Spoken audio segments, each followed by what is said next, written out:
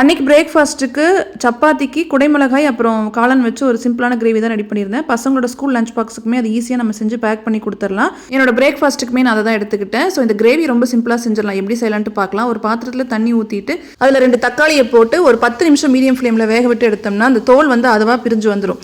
அதுக்கப்புறம் அந்த தக்காளி 2 ஆறுனதுக்கப்புறமா அந்த தோலை அப்படியே எடுத்துட்டு 4 பீஸாக கட் பண்ணி மிக்சர் ஜாரில் போட்டு அது ஒரு பேஸ்ட்டாக அரைச்சி வச்சுக்கலாம். இப்போ நான் சொல்கிற இந்த மெஷர்மெண்ட் 4 பேர் சாப்பிட்லாம். இப்போ கடாயில் எண்ணெய் சேர்த்திட்டு எண்ணெய் சூடானதும் 2 பெரிய சைஸ் வெங்காயத்தை கட் பண்ணி உள்ள சேர்த்திக்கலாம். அது ஒரு பெரிய சைஸ் குடமிளகாயை கட் பண்ணி உள்ள சேர்த்திக்கலாம். அதுக்கப்புறம் ஒரு பாக்கெட் மஷ்ரூம் கட் பண்ணி வச்சிருக்கேன், அதையும் உள்ள சேர்த்திட்டு மஞ்சத்தூள், காரத்துக்கு ஏற்ற அளவுக்கு மிளகாய் தூள், அப்புறம் 1.5 ஸ்பூன் அளவுக்கு தனியாத்தூள் நான் சேர்த்திக்கிறேன்.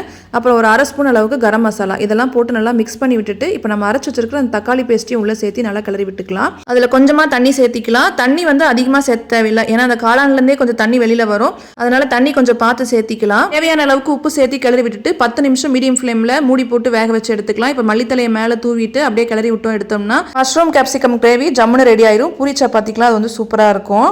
வீட்டு வேலையெல்லாம் முடிச்சுட்டு அதுக்கப்புறம் நானுமே லஞ்ச் சாப்பிட்றதுக்கு ரெடி ஆகிட்டேன்.